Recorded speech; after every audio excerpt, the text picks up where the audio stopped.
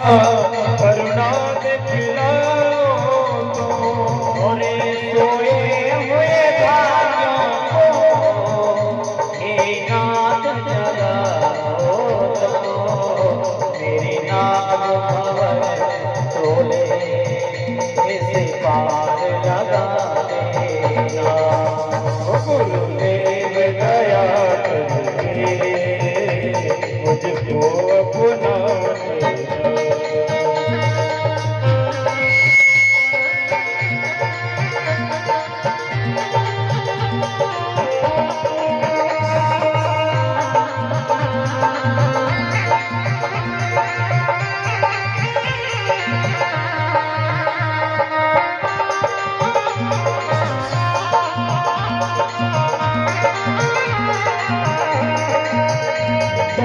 सुख के सागर हो निर्धन के सहारे हो तुम सुख के सागर हो निर्धन के सहारे हो इस तन में समाए हो मुझे प्राणों से प्यारे हो तो बाला नहीं दिल से भुला देना। ओ गुरुदेव दया करके मुझको अपना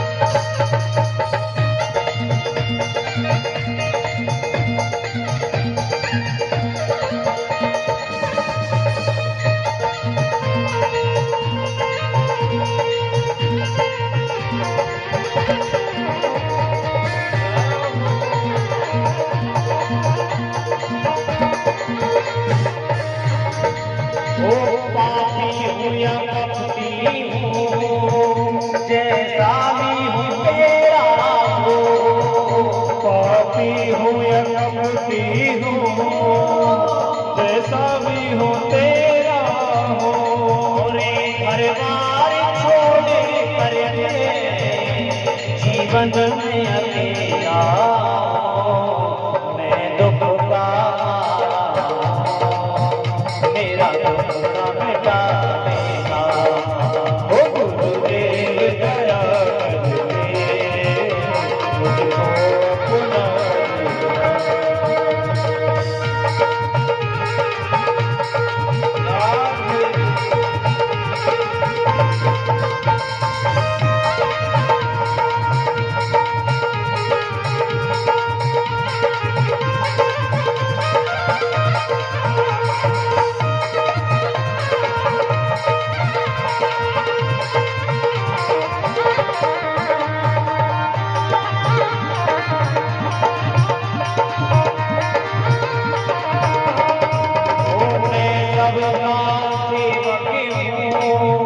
तेरे चरणों का चेहरा हो मैं सबका सेवक हूँ तेरे चरणों का चेहरा हो नहीं नाथ बुलाना मुझे इस जग में अकेला हो तेरे दर का भिखारी हूँ मेरे दोस्त मिटा देना। देव के पास अपना ओ मैं शरण पड़ा तेरे चरणों में जगह देना। ओ मैं शरण पड़ा तेरी चरणों में जगह देना। गुरुदेव दया करके मुझको अपना देना। गुरुदेव दया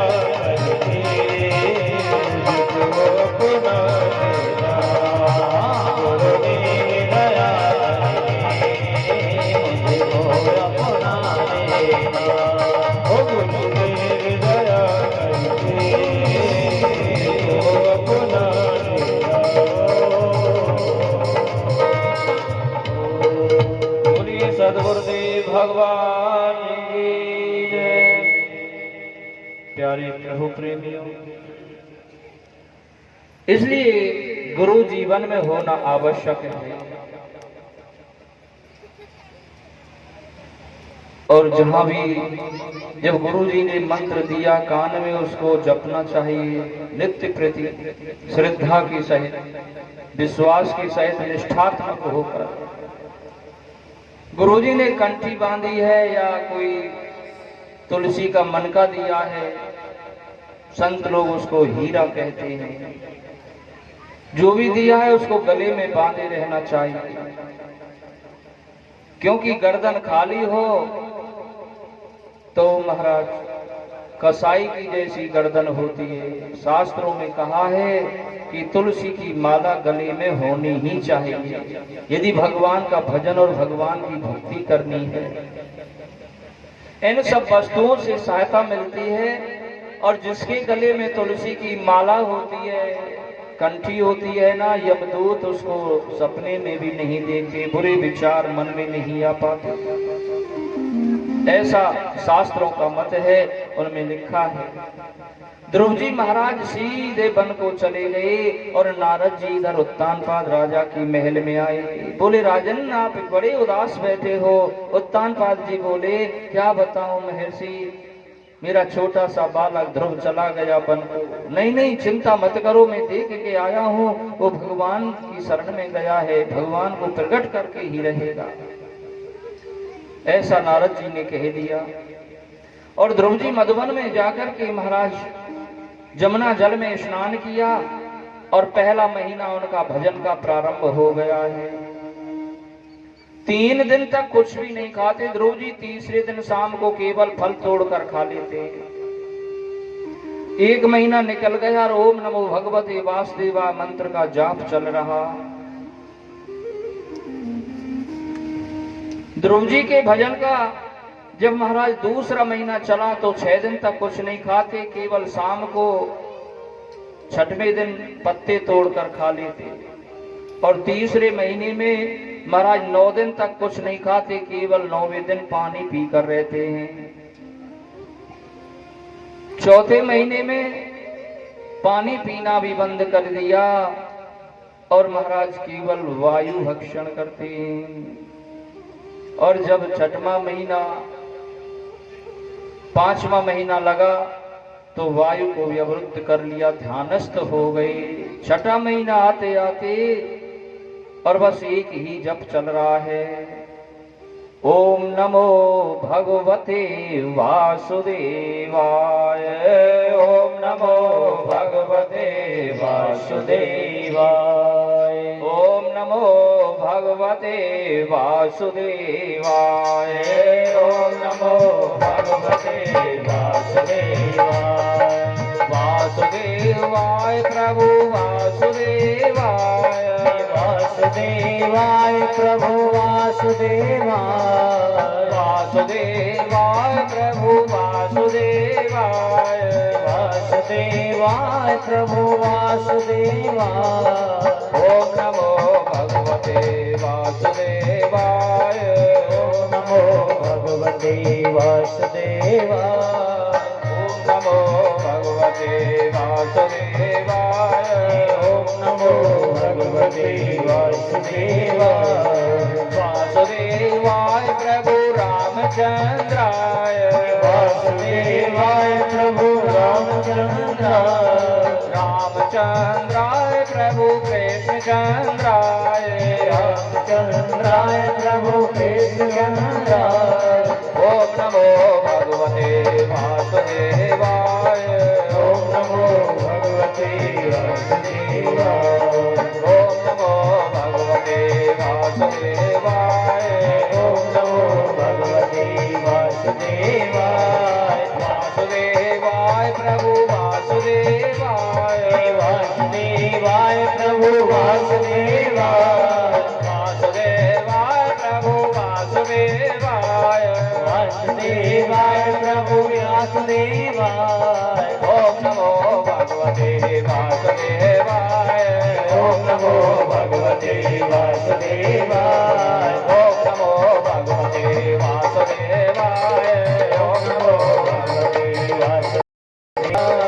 वासुदेवाय प्रभु वासुदेवाय, वासुदेवाय प्रभु वासुदेवाय, वासुदेवाय प्रभु नंद नंदनाय, वासुदेवाय प्रभु नंद नंदनाय। ओम नमो भगवते वासुदेवाय, ओम नमो भगवते वासुदेवाय, ओम नमो भगवते वासुदेवाय, ओम नमो भगवते वासुदेवाय, ओम नमो भगवते वासुदेवाय, ओम नमो भगवते वासुदेवाय, ओम नमो भगवते वासुदेवाय, ओम नमो भगवते वासुदेवाय। बोलो भक्त वत्सल भगवान की जय। इतना दिव्यादि दिव्य मनोहर इस द्वादश अक्षर मंत्र का जप लिया ध्रुव जी ने भगवत प्रेमियों। छठा महीना होते होते और ब्रह्मरंध्र में अपने श्वास को खींच लिया तो त्रिलोकीनाथ सब देवताओं की गला घुटने लगा, सबका दम घुटने लगा और सब देवता घबरा गए। हे भगवान, ये क्या विपत्ति आ गई, हमारा गला क्यों रुंध रहा है, हमें सांस क्यों नहीं मिल रही है। और सब भगवान नारायण के पास में पहुंच गए। ब्रह्मा और महाराज इंद्र आदि सब देवता किन्नेवं विदामो भगवन् प्राणरोधम चराचरस्याखिल सत्वधामिनः विधेहि तन्नो ब्रजनादितोऽन्नं प्राप्ता वयं तां शरणं शरण्यम्। हमें बचाइए भगवान, बचाइए, हमारे प्राण अवरुद्ध हो गए, हमें मालूम नहीं कैसे हमारे प्राण निकले जा रहे हैं। तो भगवान ने कहा, देवताओं डरो मत, शांत न रखो। मेरा निन्ना सा भक्त ध्रुव और मेरी प्राप्ति की है उसने, उसी का चिंतन चल रहा है। उस 6 महीने के 6 वर्ष के चुनिन्ने से भक्त ध्रुव जी का ये प्रताप है, ये प्रताप है। देखो भगवान की भक्ति का प्रताप। 6 वर्ष के ध्रुव जी छोटे से बालक ने ऐसा भजन किया भगवत प्रेमियों की, देवताओं को अभी गला घोंट दिया। बताओ भक्ति में कितनी ताकत होती है। यहाँ पूरा जीवन निकला जा रहा है, यहाँ आज तक किसी का गला घोटा ही नहीं। भक्ति तो वही है जो त्रिलोकी नाथ की चौखट हिल जाए।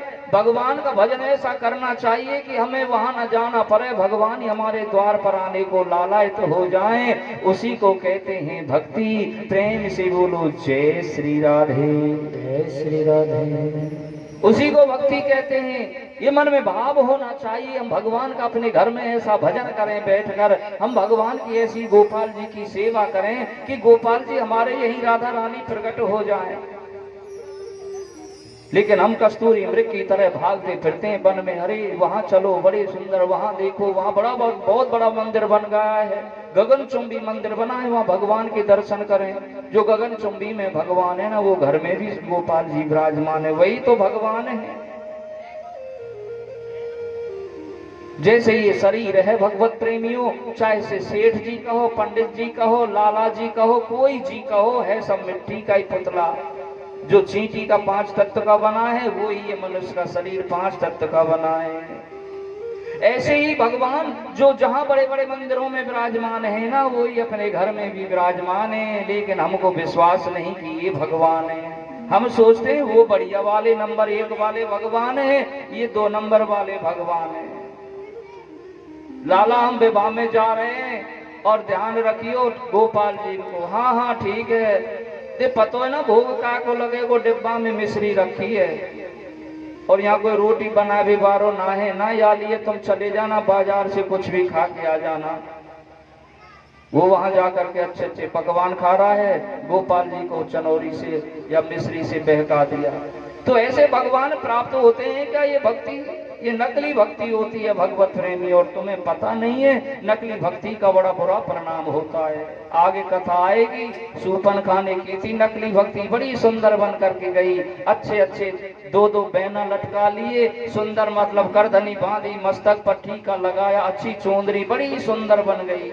और जा करके भगवान से कहा हमसे विवाह कर लो, हम बड़ी सुंदर हैं, तो सम पुरुष न मोह सम नारी, यह संयोग विधि रचो विचारी। भगवान कहते हमको दिखाने आ गई है, बताओ हमसे भी छिपाव कर रही है, हमारे सामने आकर के ये नकली वेश, मुझको तो निर्मल मन जन सो मोई पावा, मोई कपट चल चित्र न भावा, मुझे कपट रूपी भक्ति जरूरत नहीं है। इसलिए नकली वेश लेकर नकली भक्ति करने गई सुपनखा, सो नाक कान कट गए, रोती बिलखती वहां से भाग गई। इसलिए नकली भक्ति नहीं होनी चाहिए। भगवत प्रेमियों, विश्वास होना चाहिए, दृढ़ निष्ठा होनी चाहिए कि हमारे घर में जो गोपाल जी ने साक्षात भगवान हैं, उनकी निष्ठा से सेवा करें, पूजा करें, तो बांके बिहारी यहीं पर प्रकट हो जाएंगे, राधा रानी यहीं पर प्रकट हो जाएंगे। ये भाव मन में लेके, और राधा रानी के मंदिर में भी जाना है ना, तो अपने गोपाल जी को भी साथ में ले जाओ ना। गोपाल जी चलो राधा रानी के दर्शन, आपका वहीं पर भाव है तो उनको भी साथ में ले जाओ, उनको भी दर्शन वहां राधा रानी के कराना। आपको जो अच्छा लगता है वही भगवान को अच्छा लगता है, क्योंकि भक्त के बस में है भगवान, भक्त के बस में भगवान रहते हैं। भगवान को जो, भक्त को जो अच्छा लगता है, जो वस्तु अच्छी लगती है ना, वही भगवान को भी अच्छी लगती है। इसलिए गोपाल जी को भी साथ में ले जाओ, राधा रानी के दर्शन कराओ। देखो इतनी इतनी ऐसी दुकानें, बाजारें, बंदर घूम रहे हैं, मोर नाच रहे हैं, ये महात्मा का आश्रम है, ये दूर दूर से यात्री आ रहे हैं, इन आंखों से सब देखते हैं ना, ऐसे गोपाल जी को भी दिखाओ। गोपाल जी बड़े प्रसन्न होंगे कि हाँ ये मेरा भक्त अच्छा है, एक मिनट भी मुझसे दूर नहीं हो रहा है। ऐसी भक्ति होनी चाहिए। भगवान कहते हैं देवताओं घबराओ मत, 6 वर्ष के ध्रुव जी ने तुम्हारा गला घोंट दिया है, चलो वो भक्त के दर्शन करेंगे। भगवान ने नहीं कहा कि हम भक्त उसको दर्शन देंगे, नहीं नहीं, निन्ने से भक्त के दर्शन करेंगे। ऐसे भक्तों के तो दर्शन बड़े दुर्लभ हैं देवताओं। सब देवता चल करके आए महाराज, और ध्रुव जी के अंदर जो भक्त वत्सल भगवान की जो झांकी है ना, उसके दर्शन कर रहे थे। भगवान ने वो झांकी अदृश्य कर दी। जैसे हृदय में वो झांकी अदृश्य हुई, जो झांकी हृदय में थी, आंखें खुलने पर वही झांकी सामने देख रहे हैं। बोलो भक्त वत्सल भगवान की जय। ध्रुव जी ने भगवान के हृदय में दर्शन किए तो वही दर्शन सामने हो रहे हैं। अब ध्रुव जी स्तुति करना चाहते, लेकिन क्या करें, स्तुति करना जानते नहीं, बोलना जानते नहीं, इतना देख रहे हैं। लेकिन भगवत प्रेमियों, शास्त्र कहते हैं कि मूकम करोति वाचालम पंगुम लंघयते गिरिम यत कृपा तमह वंदे परमानंद माधवम। परमानंद माधव की जब कृपा होती है ना भगवत प्रेमियों, तो गूंगा सुंदर वेद के श्लोकों को बोलना शुरू कर देता है, वेद मंत्रों को, और पंगु बड़े बड़े अनायास सहज में पहाड़ों को पार कर जाता है जब वो भगवान की कृपा होती है। ध्रुव जी भगवान की तरफ देख रहे हैं, भगवान ध्रुव जी की तरफ देख रहे हैं। आचार्य सुखदेव जी कहते हैं, परीक्षित नेत्रों को बंद करके एक बार इस दृश्य को देखो तो सही ध्यान के द्वारा। और जैसे ही ध्रुव जी ने देखा, भगवान मुस्कुराने लगे। भगवान को मुस्कुराना देख करके ध्रुव जी भी मुस्कुराने लगे। ध्रुव जी और भगवान दोनों को मुस्कुराता हुआ देखकर देवता जो आकाश मंडल से खड़े हैं ना, वो भी मुस्कुराने लगे। उन सबको देख करके जितने भी ऋषि कथा सुन रहे थे, वो सब हंसने लगे, मुस्कुराने लगे। बड़ा सुंदर दृश्य है परीक्षित, देखो तो सही। निन्ने से ध्रुव ने 6 वर्ष की अवस्था केवल पूरा वातावरण कृष्णमय बना दिया, परमात्मा में बना दिया है। और भगवान ने अपना सुंदर सा जो शंख होता है ना, वो ध्रुव जी के कपोल गाल से छुआ, स्पर्श करा दिया। जैसे ही गाल से स्पर्श शंख को कराया, भगवान ने अपनी कृपा से समस्त वेद वेदांतों का ज्ञान ध्रुव जी के अंदर उड़ेल दिया हृदय में। फिर तो महाराज ध्रुव जी ने बड़ी सुंदर स्तुति की प्रभु से, और ध्रुव जी भगवान से स्तुति कर रहे हैं कि हे गोविंद, आपने बड़ी कृपा की है। भगवान जा पर कृपा राम की होई, ता पर कृपा करहि सब कोई। जिस पर प्रभु की कृपा, जिस पर राम कृपा करते हैं, परमात्मा कृपा कर देते हैं ना, उस पर पूरा संसार कृपा करने लग जाता है। वैसे एक दूसरे घर में जाओ, रोजाना रोजाना दूध लेने के लिए कोई नहीं देता। अरे रोज रोज कहां से आवे, लेकिन घर को, परिवार को, संसार को त्याग करके जब ये संत परमात्मा की शरण में आते हैं और रोजाना ही डिब्बा लेके जाते हैं, फुल भर के जाता है, 2 ले जाए तो दोनों भर जाते हैं। कोई नहीं कहता बाबा भैंस बांध ले कि गैया बांध ले, क्योंकि उन पर भगवान की कृपा हो गई है ना, इसलिए पूरा संसार कृपा करता है। बाबा कोई और कमी हो तो और भी ले जाना, क्यों? भगवान की कृपा हो गई तो सब कृपा करने लग रहे हैं। यही प्रत्यक्ष उदाहरण है भगवान की कृपा का। प्रेम से बोलो जय श्री राधे। जय श्री राधे। ध्रुव जी कहते परमात्मा से मिलने की प्रेरणा जो देता है महाराज, वो कोई शत्रु नहीं हो सकता। मेरी जो मौसी सुरुचि है ना, वो मेरी शत्रु नहीं है, वो तो मेरा गुरु है। यदि वो मौसी ये मुझको नहीं ताना मारती तो मैं भी नहीं आता, मैं भगवत प्राप्ति कैसे करता। और महाराज बड़ा सुंदर स्तुति करके भगवान ने कहा, ध्रुव जी हम आपसे प्रसन्न हैं, क्या मांगना चाहते हो? प्रभु आपके दर्शन हो गए, आपकी भक्ति के अलावा और हम क्या चाहते हैं? कुछ नहीं, आपको प्राप्त कर लिया तो जीवन में शेष रह ही क्या गया मांगने को। ध्रुव जी बोले, भगवान बोले, लेकिन ध्रुव जी आप आए थे ना तो आपका लक्ष्य कुछ और ही था, तपस्या करने का। तो आपको तो सुरुचि मौसी के कहने से उस सिंहासन की प्राप्ति करनी थी। नहीं नहीं महाराज, हमें सिंहासन नहीं चाहिए। बोले ठीक है, मेरी प्राप्ति तो आपको हो ही गई है, लेकिन अभी कर्म तुम्हारे शेष हैं, जाकर के अपने घर में और कुछ शेष राज्य का भोग करो, उसके बाद में मेरी प्राप्ति होगी। ध्रुव जी महाराज वरदान दे, भगवान वरदान देकर ध्रुव जी को अंतर ध्यान हो गए हैं। आज ध्रुव जी अपने नगर के लिए आ रहे हैं तो राजा उत्तानपाद को देव ऋषि नारद ने पहले ही बता दिया। राजा उत्तानपाद हाथी घोड़ा रथ सजा करके बाजे गाजे के साथ नगर के बाहर खड़े हैं कि ध्रुव जी आ रहे हैं, भगवान की प्राप्ति करके उनको बड़ी अच्छी तरह से ले जाएंगे। लेकिन जैसे ही ध्रुव जी पहुंचे उन्होंने तो मना कर दिया, नहीं नहीं मैं किसी रथ घोड़ा हाथी पर नहीं बैठ सकता, मेरी जन्मभूमि है, मैं तो पैदल पैदल ही चलूंगा, क्योंकि जननी जननी जन्म भूमिश्च स्वर्गादप गरीयसी।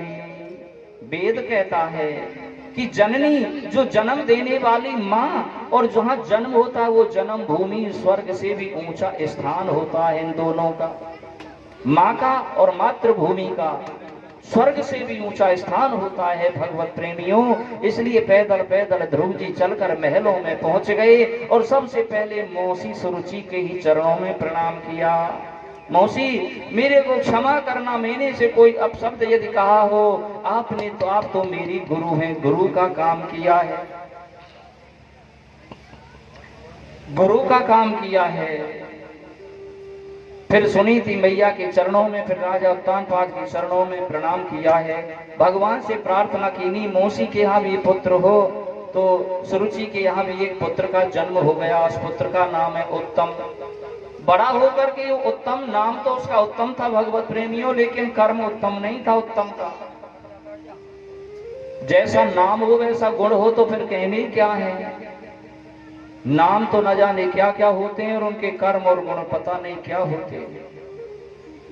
एक दिन उत्तम दक्षिण दिशा में कुबेर यक्ष की नगरी में गया, उनके बगीचे को उजाड़ने लगा, यक्षों को मारने लगा। उन्होंने बहुत मना किया, क्यों उजाड़ते हो, लेकिन नहीं मारा। उत्तम माना नहीं तो उनसे लड़ने लगा और उस लड़ाई में उत्तम मारा गया। ध्रुव जी को पता चला हमारे भाई को मार दिया यक्षों ने, कुबेर ने किया। तब तो महाराज पूरी सेना लेकर उस नगरी पर चढ़ाई कर दी है और अब निरपराध उन यक्षों को मारने लगा। स्वयंभू मनु महाराज आए, बेटा ध्रुव ऐसा मत करो, क्यों बेचारे निरपराध यक्षों को मारते हो। आचार्य सुखदेव जी कहते हैं, परीक्षित देखो, ध्रुव जी को भगवान की प्राप्ति हो गई, दर्शन हो गए, लेकिन फिर भी अपने भाई के बदला लेने की भावना मन से गई नहीं। इसका कारण जानते हो? परीक्षित जी बोले, नहीं भगवान। बोले इसका मूल कारण था, ध्रुव जी को तपस्या करके भगवान तो मिल गए लेकिन सत्संग नहीं मिला।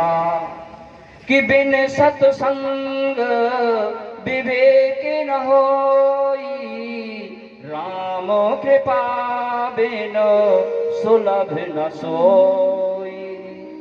बिन सत्संग विवेक न होई, और राम कृपा बिन सुलभ न सोई।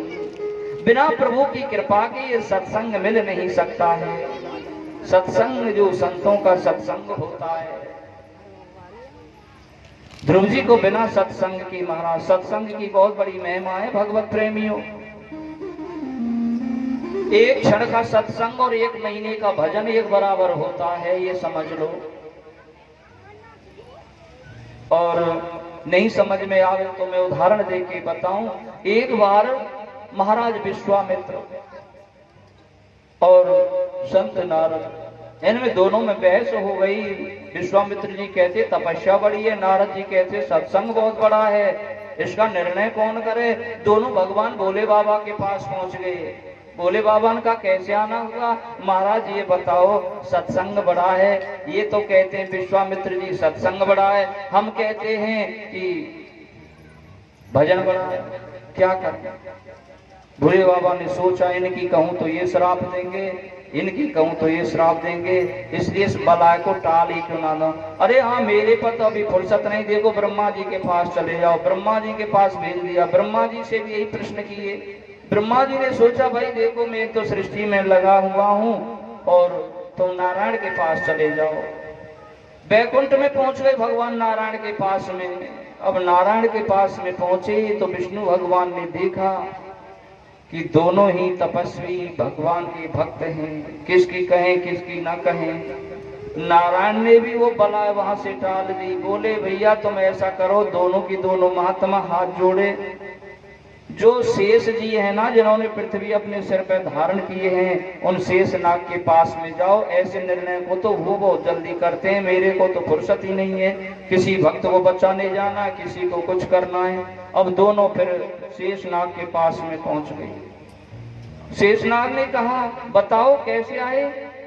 नारद जी बोले महाराज मैं कहता हूँ सत्संग की बड़ी महिमा है, सत्संग बहुत बड़ा होता है। एक महीने का सत्संग, वो एक महीने का भजन एक क्षण के सत्संग के बराबर होता है। लेकिन ये महात्मा कहते हैं कि तपस्या बहुत बड़ी होती है।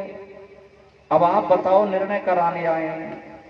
शेष जी बोले देखो मेरे सिर पर कितना बड़ा भार है, पूरी पृथ्वी ब्रह्मांड को रखे हुए हूँ, और ऐसे में मैं कैसे सोच सकता हूँ, दिमाग के ऊपर बहुत वजन रखा हुआ है। ऐसा करो तुम में से कोई एक इस पृथ्वी को थोड़ी देर के लिए अपने सिर पे ले लो, मैं तुम्हारा निर्णय कर दूंगा, फिर अब दे देना मुझको। लेकिन मेरे पे फुर्सत नहीं है ना, इसलिए पृथ्वी तो लेनी पड़ेगी। तब तो महात्मा विश्वामित्र जी ने कहा कि मेरी 1 वर्ष की तपस्या का जो फल है उसके सहारे में ये पृथ्वी धारण करता हूँ, छोड़ दो महाराज। मैंने तपस्या के बल से पृथ्वी को रोक लिया। शेष जी ने कहा छोड़ूं? बोले हाँ। धीरे धीरे पृथ्वी पूरी आने लगी। अरे रोको रोको महाराज, 10,000 वर्ष की तपस्या लग जाए, लेकिन उससे भी वही नहीं रुक पाई पृथ्वी। तो जितनी भी मैंने जिंदगी भर तपस्या की है सब लग जाए तो पृथ्वी रुक जाए, ऐसा कहा जोर से विश्वामित्र ने। लेकिन पृथ्वी फिर भी नहीं रुकी, तपस्या के बल से वो पृथ्वी आने लगी। अब तो तपस्या भी नहीं रही। नारद जी आप देखो, बोले एक क्षण का सत्संग यदि अच्छा है, भगवान का श्रेष्ठ है, तो पृथ्वी मां रुक जाए। और जैसे ही कहा शेषनाग ने फन निकाला, एक क्षण के सत्संग से ही पृथ्वी वही की वही ठहर गई। विश्वामित्र बोले बताओ महाराज। बोला बताने को शेष भी क्या रह गया, ये बंदे भी जानते हैं। अब इसमें निर्णय करने की जरूरत ही क्या रह गई है। तुमने पूरे जीवन तपस्या लगाई तो पृथ्वी रुकी नहीं, एक क्षण के सत्संग से पृथ्वी वहीं की वहीं रुक गई है। इसमें निर्णय तुम ही कर लो, कौन सत्संग बड़ा है कि तपस्या बड़ी है। ओहो भूल गए महाराज, सत्संग ही बड़ा है।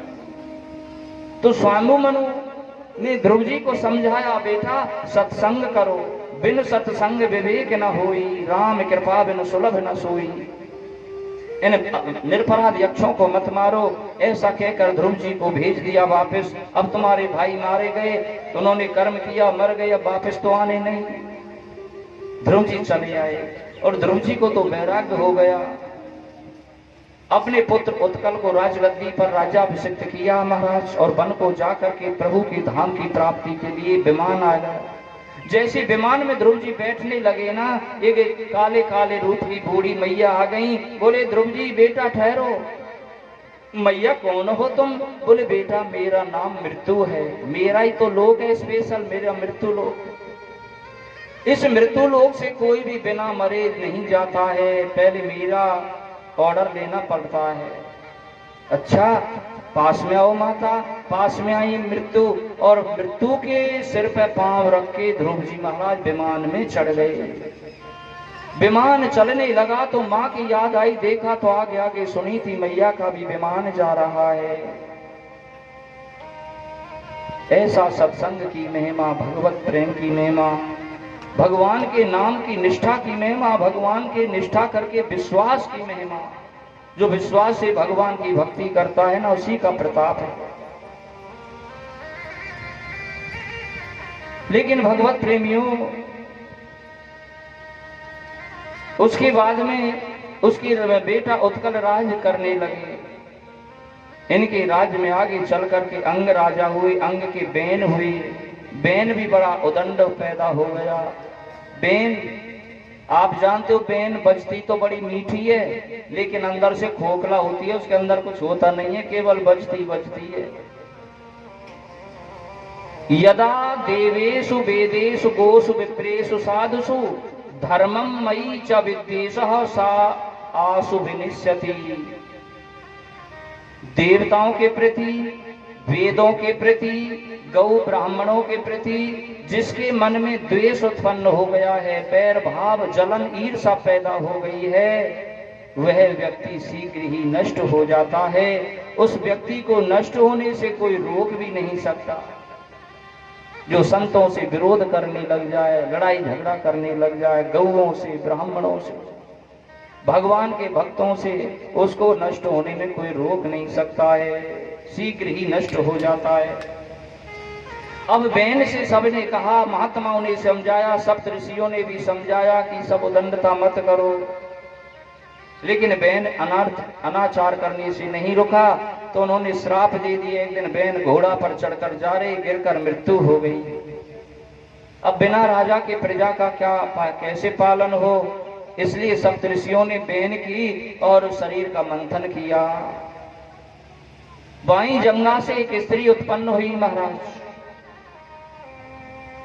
दाहिने से पुरुष उत्पन्न हुए पृथु महाराज,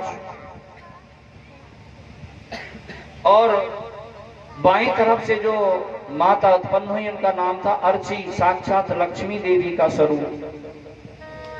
अब जो पहले राजाओं ने अनाचार किया, अनर्थ किया, अधर्म किया, उससे राज्य में अकाल पड़ने लगा, वर्षा नहीं होती है। क्योंकि जो पाप राजा करता है ना, वो पाप प्रजा को भोगना पड़ता है।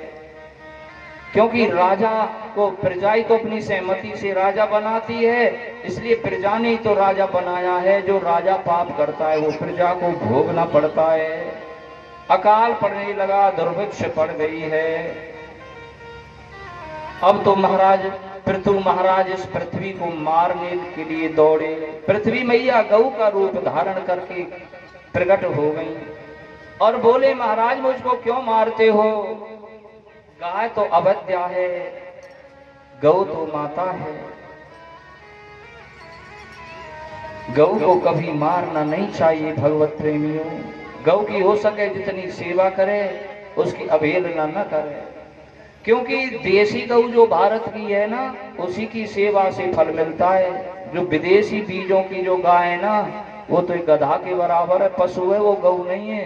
केवल हमारे भारतवर्ष की जो देसी गौ है, उसके शरीर में 33 करोड़ देवता रहते हैं। जिसने देसी गौ की सेवा की, मानो 33 करोड़ देवताओं की सेवा हो रही है। पहले हमारे देश में गौओं की सेवा होती, इसीलिए हमारा ये धर्म प्रधान देश था महाराज। और गौ माता ने पृथु जी से कहा कि कर्मणा जायते जंतु कर्मणेव विलीयते, सूक्ष्म दुःखम भयं क्षेमं कर्मणेवाभिपद्यते। राजन, जीव जब कर्म करता है तो अपने कर्मों के फल को भोगता है। और जो कर्म करता है ना, जीव का जन्म होता है कर्म से, मृत्यु होती कर्म से। और ईश्वर नाम की कोई चीज है तो वो भी उसी को फल देती है जो कर्म करता है। जो कर्म नहीं करता उसको भगवान भी फल नहीं देता। जब कर्म ही नहीं करता तो फल कहां से मिले? इसलिए कर्म करना चाहिए। बोया पेड़ बबूल का तो आम कहाँ से हो।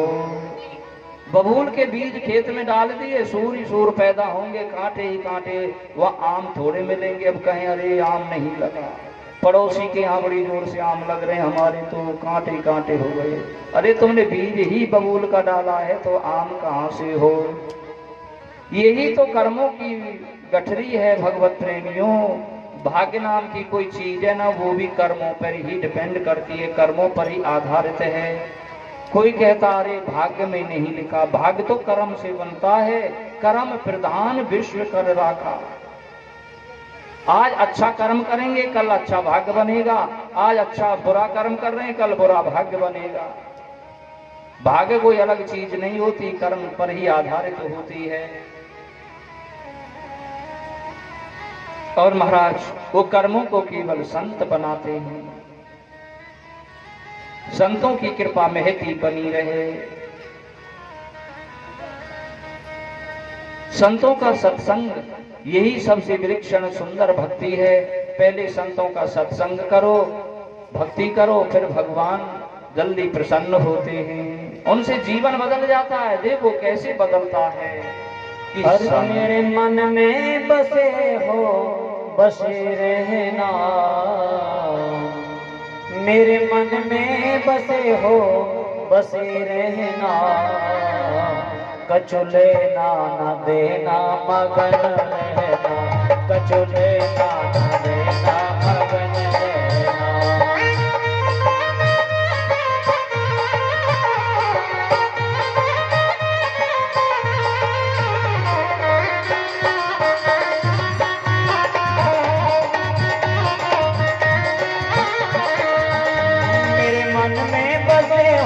बसे रहना, मेरे मन में बसे हो बसे रहना, मेरे मन में बसे हो बसे रहना, कछु लेना न देना मगन रहना, कछु लेना न देना मगन रहना।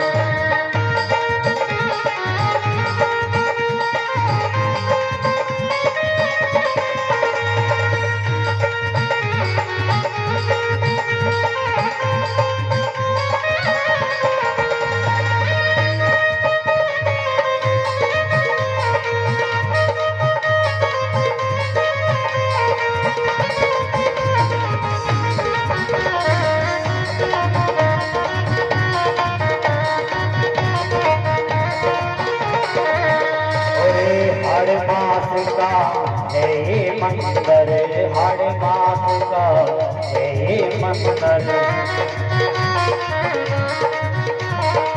हर मास का है ये मंदिर, हर मास का है ये मंदिर, हर मास का है ये मंदिर।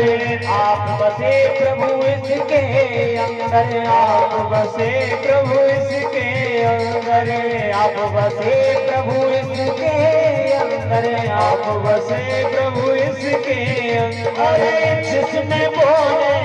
जिसमें बोले प्यारी देना, कछु लेना न देना, कछु लेना न देना मगन रहना। जय हो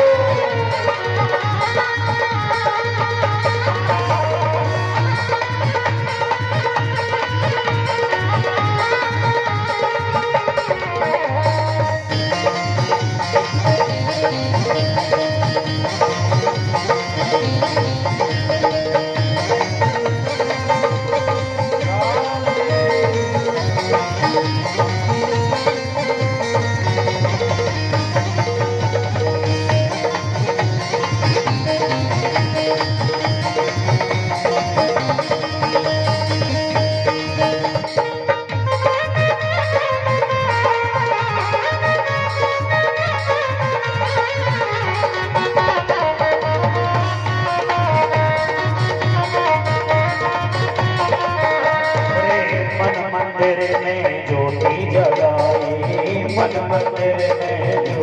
जगाई, मन मंदिर में ज्योति जगाई, मन मन मंदिर में ज्योति जगाई, मन मंदिर में ज्योति जगाई, मन मंदिर में ज्योति जगाई। जिस दिन तेरी आरती गाई, जिस दिन तेरी आरती गाई, जिस दिन तेरी आरती गाई, जिस दिन तेरी आरती गाई, जिस दिन तेरी आरती गाई, जिस दिन तेरी आरती गाई। मेरे अपने प्रभु जी संग रहना, मेरे अपने प्रभु जी संग रहना, झूले ना देना मगन रहना, मगन रहना।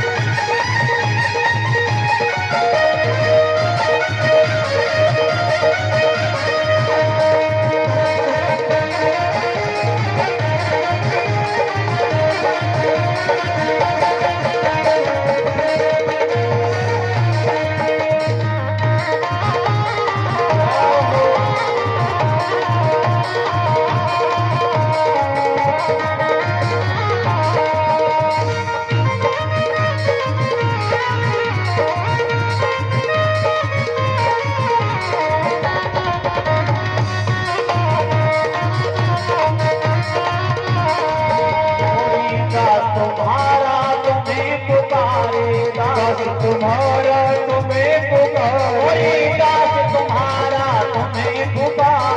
दास तुम्हारा तुम्हें पुकारे। नैना निस दिन बाट निहारे, नैना निस दिन बाट निहारे, नैना निस दिन बाट निहारे, नैना निस दिन बाट निहारे। मेरे दुख में और दुख में, और मेरे दुख और सुख में भगवान सदा ही तुम यत रहना, कचोले दाना देना मगन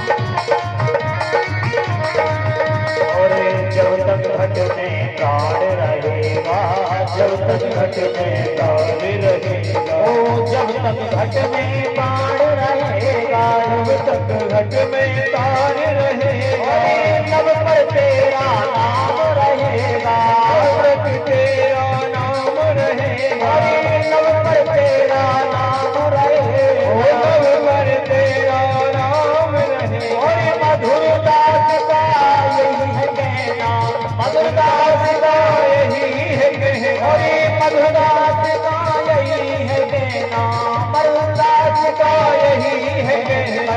लेना न देना मगन रहना, बचो लेना न देना मगन रहना, वो बचो लेना न देना मगन रहना, बचो लेना न देना मगन रहना, बचो लेना न देना मगन रहना। ओ मेरे मन में बसे हो, मेरे मन में बसे हो, बसे रहना, बचो लेना न देना मगन रहना, ओ बचो लेना न देना मगन रहना, ओ बचो लेना न देना मगन रहना, बचो लेना न देना मगन रहना, ओ बचो लेना न देना मगन रहना, बचो लेना न देना मगन रहना, ओ बचो लेना न देना मगन रहना, ओ बचो लेना न देना मगन रहना, ओ बचो लेना न देना मगन रहना।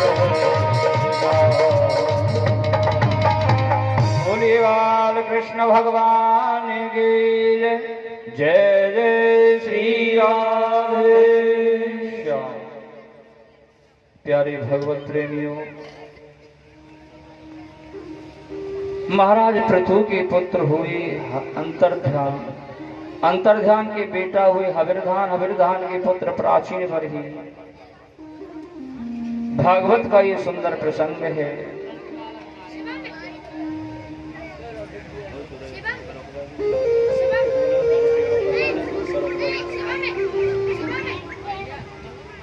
हविर्धान के बेटा जो प्राचीन बरही है, उन प्राचीन बरही ने जीवन में बहुत से यज्ञ किए, लेकिन शास्त्र कहते हैं इतिहास पुराणानि वेद शास्त्र विधि बिना, बिना शास्त्र के वेद के विरुद्ध जो कार्य किया जाता है वो अधर्म होता है भगवत प्रेमियों। लेकिन शास्त्रों में और वेदों की जो विधि है ना, उस विधि के अनुसार ही हम यज्ञ करेंगे तो पूरा फल मिलेगा और अच्छा ही फल मिलेगा, भगवान प्रसन्न होंगे। लेकिन शास्त्र और वेदों के विपरीत यदि कार्य करेंगे, चाहे यज्ञ करें या कुछ भी करें, उससे तो अपराध ही अधर्म ही अधर्म होगा। अब राजा प्राचीन बरही ने यज्ञ करना शुरू कर दिया। बहुत बड़ा हवन कुंड बना लिया और पूरी जंगल से लकड़ियों को समिधा को मंगाया, तिल जौ भूरा घी सब मिला के, और महाराज स्वाहा स्वाहा यज्ञ चल रहा है राजा प्राचीन बरही का। राजा प्राचीन बरही ने अपने मन में यही कर रखा है कि अग्नि में स्वाहा स्वाहा करने को यज्ञ कहते हैं। यज्ञ की कोई शास्त्र की वेद की मर्यादा भी होती है, वो नहीं जान सके। प्राचीन बरही ये भी नहीं देख रहे हैं, क्योंकि शास्त्र में वेद के अनुसार जब हम यज्ञ करेंगे ना, तो बहुत से नियम है, बहुत सी बातों का ध्यान रखना पड़ता है। जौ में कोई कीड़ा तो नहीं है, घुन तो नहीं लग रहा, तिलों में कीड़े तो नहीं है, लकड़ी जो उसमें घुन तो नहीं है, कहीं और धर्म की जगह अधर्म हो जाए, जीव हत्या हो जाए, बड़ा पाप होगा। इन सब बातों का ध्यान में रख करके यज्ञ में सब बातों का किया जाता है। लेकिन प्राचीन बरही ने तो देखा ही नहीं, स्वाहा स्वाहा चल रहा है, बड़ा खुश है। अब तो 1 महीने हो गए हैं, कितने दिन से यज्ञ चल रहा है। भगवान बड़े प्रसन्न होंगे कि राजा प्राचीन बरही यज्ञ कर रहे हैं। तब तो संत नारद जी का आगमन हुआ भगवत प्रेमियों, और यज्ञशाला में जब संत नारद जी आए, प्राचीन बरही और भी प्रसन्न हो गए। मेरा यज्ञ सफल हो गया। संत आने लग गए और नारद जी के चरणों में दंडवत प्रणाम की। जैसे ही घुटमन होकर के चरणों में सिर रखा, गरम गरम आंसू नारद जी की आंखों से प्राचीन बरही की पीठ पर गिरे। राजा प्राचीन बरही बोले, महाराज आप रो क्यों रहे हैं, इसका कारण क्या है। नारद जी बोले, अरे राजन, आपने यज्ञ का बहाना लेकर के बड़ा अधर्म कर रहे हो। आकाश की तरफ देखो। राजा प्राचीन बरही जैसे आकाश की तरफ अपनी निगाह को किया, दृष्टि को घुमाया, तो हजारों लाखों जीव मुंह फाड़ के ऐसे उल्टे लटक रहे हैं। राजा प्राचीन बरही घबरा गए, ये क्या है महाराज। बोले, आपने यज्ञ का बहाना ले रखा है, हजारों कीड़ों को स्वाहा स्वाहा, इसमें निरपराध जीवों की हत्या कर रहे हो यज्ञ का बहाना लेकर। ये सब जीव तुमसे बदला लेने को खड़े हैं।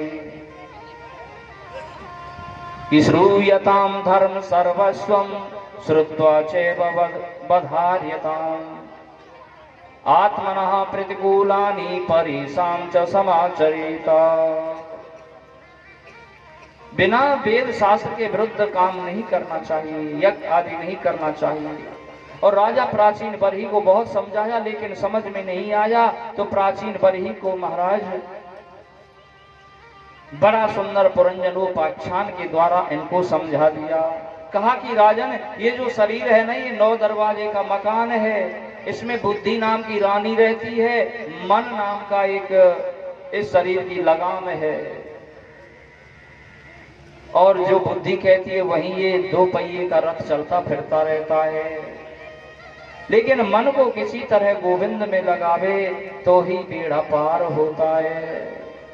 राजन, जाना तो सब कोई है।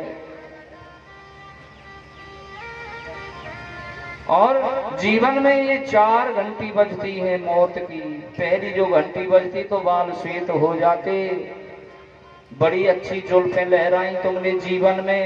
अब तो जैसे कि सत्य का संकल्प ले लो, अब तो सत्य का जो सफेद रंग जैसा रहता है, सत्य की रंग, उसमें रंग जाओ। झूठ बोलना, 2 नंबर का काम करना, ये सब बंद कर दो। लेकिन क्या करें, वो हेरा फेरी बंद नहीं करते जी। दूसरी घंटी बजती है, मुंह से दांत निकल जाते, बड़े मंगोड़े पकोड़े कुरकुरे भुरभुरे नमकीन सकल पारे सब खाए, अब वो स्वाद छोड़ दो। अब तो दलिया गाय के दूध में घोर के बस पियो और प्रभु का नाम जप करो, ये स्वाद छोड़ दो। अब चौथा पना रहा है, भगवान कहते हैं। फिर भी जीभ नहीं संभलता, महाराज वो दांत भी दोबारा से लगवा लेते हैं। तीसरी घंटी बजती है, आंखों से दिखना कम हो जाता। रे जीवात्मा, तूने बड़ी बड़ी सिनेमा घरों में जाके सिनेमा देखा, बड़ी रंग बिरंगी दुनिया दूर दूर दौड़ करके देखता रहा है आंखों से, लेकिन अब तो मेरे को पहचान। अब तो अंदर हृदय में दर्शन कर, बाहर को देखना बंद कर दे। ये बाहर को देखने वाली आंखें भगवान कम कर देते हैं और देखना बंद हो जाता है। अब तो हृदय में दर्शन कर, ऐसा शिक्षा देते हैं भगवान। चौथी घंटी बजती है महाराज, कमर कमान हो जाती है, झुक जाता है बुढ़ापे में व्यक्ति, सीधा खड़े होके नहीं चलता। भगवान कहते हैं बड़ा सीना तान के चलता था, छाती तान के, मेरे जैसा सूरवीर कोई नहीं, मेरे सामने कौन टिक सकता है। कभी भी तू झुका नहीं जीवन में, अब तो झुकना सीख जा, इसलिए झुका देते हैं भगवान बुढ़ापे में। अब तो झुकना सीखो, भगवान को प्रणाम करना सीखो। लेकिन ऐसा नहीं करते। 4 घंटी बजती है भगवत प्रेमियों, फिर 5वीं बार घंटी नहीं बजती, फिर तो घंटा बजता है महाराज कि आया है सो जाएगा राजा रंग फकीर, कोई सिंहासन चढ़ चला, कोई बंधा जंजीर। आया है सो जाएगा राजा रंग फकीर, कोई सिंहासन चढ़ चला, कोई बंधा जंजीर। जो आया है, जिसने जन्म लिया है, वो जाएगा जरूर। लेकिन फर्क इतना ही है भगवत प्रेमियों कि कोई सिंहासन पर बैठकर विमान में जाता और कोई हथकड़ियों से बांध कर यमराज खींच करके ले जाते हैं। ऐसा आचार्य सुखदेव जी कहते हैं परीक्षित कि ईश्वर अंश जीव अविनाशी, चेतन अमल सहज सुख राशि। ये भगवान का ही अंश है और परमात्मा का अंश है। सो माया सब भजऊ गुसाई, बंध्यो कीट मरकट की नाई। ये माया रूपी बंधन में पड़ करके जैसे मदारी का बंदर नाचता है ना, वैसे ही जीव नाचता रहता है। आचार्य सुखदेव जी कहते हैं परीक्षित, इन समस्त मैत्रेय मुनि के मुंह से इन समस्त प्रसंगों को सुनकर के विदुर जी को बड़े आनंद की अनुभूति हुई। राजा प्राचीन बरही को भगवत प्राप्ति हुई और वहां से विदुर जी प्रणाम करके चले गए। बोलो भक्त वत्सल भगवान की जय। सुखदेव जी कहते हैं राजन, आपने सुना स्वयंभू मनु के 2 पुत्र थे, प्रियव्रत और उत्तानपाद। ये इतना बड़ा चरित्र तुमने अब तक उत्तानपाद का सुना, अब प्रियव्रत का सुनाते हैं। प्रिय माने अच्छा, व्रत माने प्रतिज्ञा। जो अपने जीवन में सुंदर प्रतिज्ञा, सुंदर संकल्प ली, वही प्रियव्रत है। प्रियव्रत ने अपने जीवन में ऐसा संकल्प लिया, प्रतिज्ञा की कि मैं दुनिया में से, संसार में से अंधेरे को खो दूंगा, अंधेरा खत्म कर दूंगा। सूर्य भगवान जब अपना रथ लेकर पश्चिम में पहुंच जाएं, तो ऐसी तपस्या की प्रियव्रत ने कि सूर्य के समान दैदीप्यमान रथ प्राप्त किया और पूरब में उदय हो जाते। अब रात्रि लोप हो गई। ये क्रम 7 दिन तक चला। अब रात नहीं होती, दिन ही दिन रहता है। सूरज जब पश्चिम में छिप जाता, प्रियव्रत अपना रथ लेके आ जाता, फिर सुबह सूरज आ जाता। तब तो ब्रह्मा जी ने देखा कि ये तो सृष्टि खत्म हो जाएगी, लोगों को सोना भी तो जरूरी है। जितना जरूरी दिन है ना, उससे ज्यादा रात भी जरूरी है। एक दूसरे पर डिपेंड करता है जी। यदि गरीब नहीं होते तो धनिकों की कोई वैल्यू नहीं थी इस दुनिया में। गरीबों के पीछे ही धनियों की वैल्यू है। छाया के पीछे ही धूप की वैल्यू है, धूप के पीछे छाया की। एक दूसरे पर आधारित हैं। इसलिए महाराज कहा कि राजन ऐसी सेवा मत करो, इससे तो सृष्टि का विनाश हो जाएगा, कोई अच्छा व्रत करो। और प्रियव्रत महाराज ने अपनी वो सेवा वहीं पर समाप्त की। प्रियव्रत के बेटा आग्नेन्द्र हुए, उनके नाभि हुए, नाभि के ऋषभदेव हुए। ऋषभदेव जो जैनी के 24 तीर्थंकर कहा जाता है। जैन संस्कृति 24 तीर्थंकर होते हैं।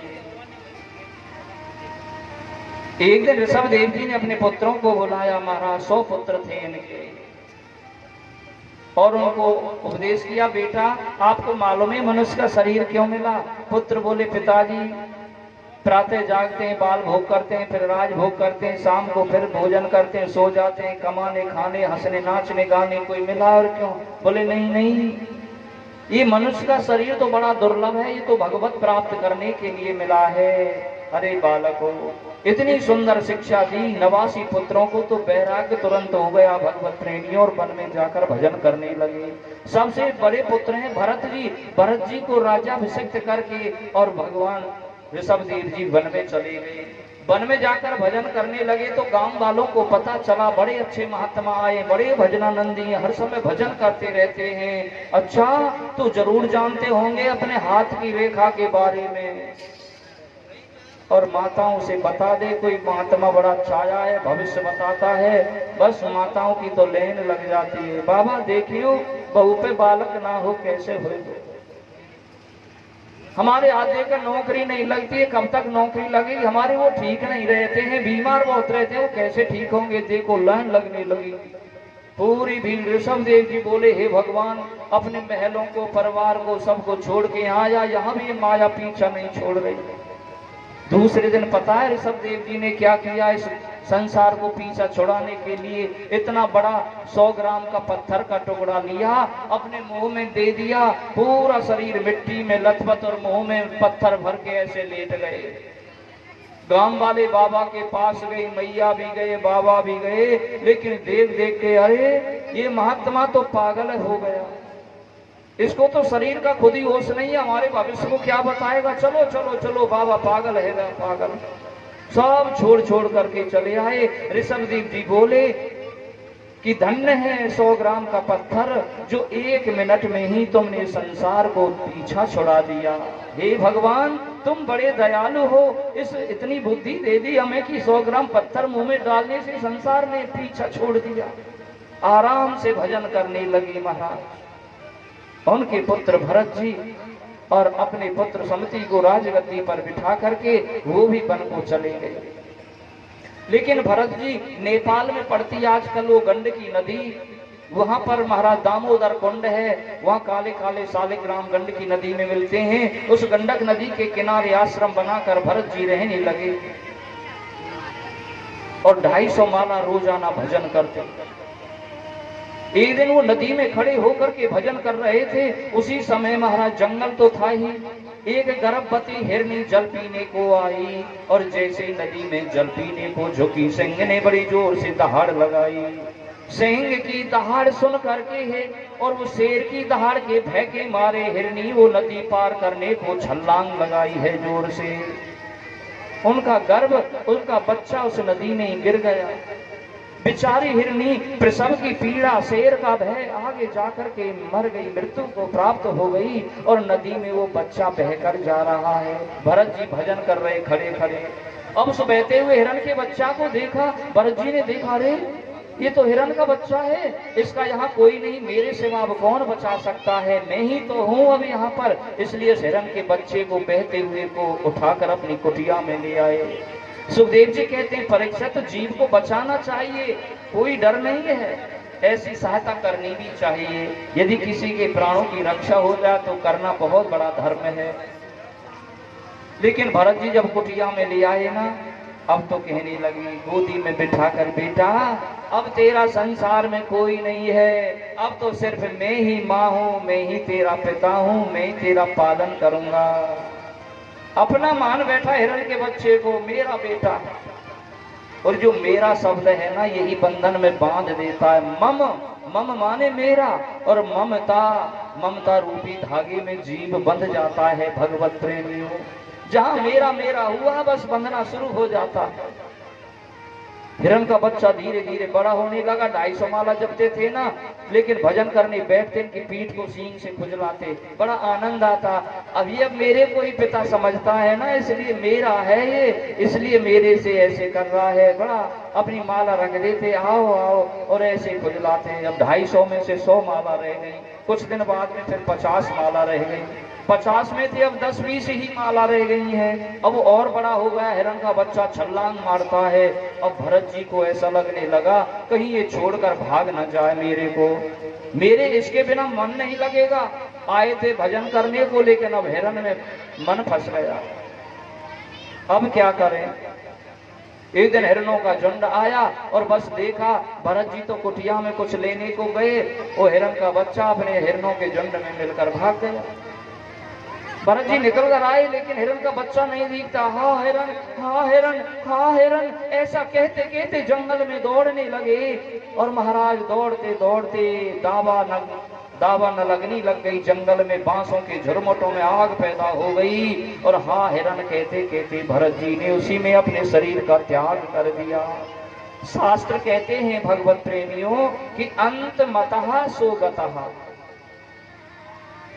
मरते समय जीव की बुद्धि जैसी होती है ना, जिसमें बुद्धि चली जाए मति अगले जन्म का वो कारण बनती है। हिरण में बुद्धि चली गई, हिरण हिरण करते मरे, तो अगले जन्म में भरत जी को हिरण बनना पड़ा। और 1 2 4 5 नहीं, 7 जन्मों तक बनना पड़ा। लेकिन भगवान की जो भक्ति की, भगवान का जो भजन किया ना, उसके प्रताप से प्रत्येक जन्म में याद रहता था। इसलिए भरत जी कुछ खाते पीते नहीं, जन्म लिया, कुछ दिन जीवित रहे, फिर मर जाते। अब के 7वें जन्म में तो भरत जी एक ब्राह्मण के यहाँ, अंगिरस गोत्र के ब्राह्मण के यहाँ जुड़वा बच्चों के रूप में जन्म लिया है। लेकिन भरत जी अब बोलते नहीं है कि अब के मैं बोलने लग गया तो पिताजी पाठशाला में गुरुकुल में पढ़ाएंगे। ब्राह्मण के घर में हूं ना, पिताजी कहेंगे अब के यजमान की पंडित्याई करो, किसी के यहाँ सत्यनारायण की कथा, किसी का नामकरण, ये सब करो, मैं चक्कर में नहीं पड़ता। और ऐसा करते हुए महाराज मौन लेके रहते हैं। घर वाले कहते ये तो गूंगा है, बोलता ही नहीं है। जब जवान हो गया तो भाइयों ने कहा ये कोई काम करता नहीं है, खाता पीता है, बस इसको कहां से खिलाएं, क्योंकि स्वार्थ का संसार है भैया, बैठे बैठे को कौन खिला सकता है। कोई काम करता है ना तभी कोई सेवा करता है। इसलिए भरत जी को घर से त्याग करके जंगल में ले गए, खेत पर ले गए और भरत जी से कहा ये फसल पक रही है, सब चिड़ियों को उड़ाया कर फसल को खाती हैं, बता करके आ गए। लेकिन भरत जी पता है क्या करते, राम जी की चिड़िया राम जी को खेत खाओ रे चिड़िया भर भर पे। इस मेड़ से और उस मेड़ तक यही कहते थे बाबा कि राम जी की चिड़िया राम जी का खेत खाओ रे चिड़िया भर भर पे। ये राम का ही खेत है, राम की ही चिड़िया है, मैं कोई कहीं से लाया थोड़े, मैं क्यों उड़ाऊं, खूब खाओ। उनके भाइयों ने देखा रे ये तो और बुला बुला के हमारे खेत को खबारा रखवाली क्या करेगा। उसको धक्का देकर भगवत प्रेमियों वहां से निकाल दिया। और वहां से महाराज संत स्वरूप भरत जी महाराज चले। बोलो संत भगवान की जय। सूरज कुंड के जो कात्यायनी पीठ जुगल किशोर मंदिर सूरज कुंड के जो महाराज जी हैं पुजारी बाबा, वो भागवत भगवान का व्यास जी का सम्मान करते हैं। भागवत महारानी उन पर अपनी असीम अनुकंपा बनाए रखें। जय जय श्री राधे श्याम। बोलो बाल कृष्ण भगवान की जय। मेरे बाके बिहारी सरकार तुम बिन राह नहीं जाए, और मेरे बाके बिहारी सरकार तुम बिन राह नहीं जाए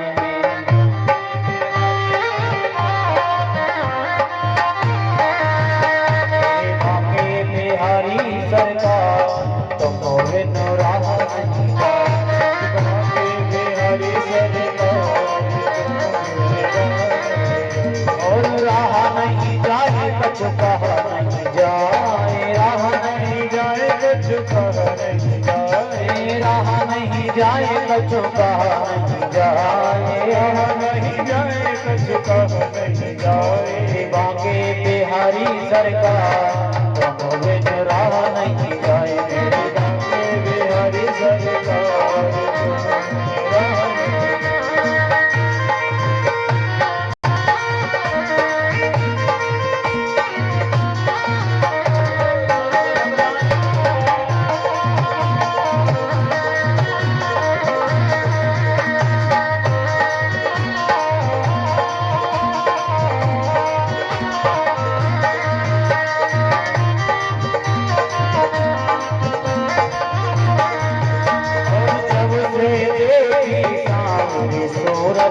जब से देखी सावरी सूरत जब से देखी सावरी सूरत से देखी सावरी सूरत सावरी सूरत सावरी सूरत सावरी सूरत सावरी सूरत इस दुनिया की कोई न जरूरत इस दुनिया की कोई न जरूरत इस दुनिया की कोई न जरूरत इस दुनिया की जरूरत तुमसे मुझे तुमसे हो गया प्यार तुम बिन राह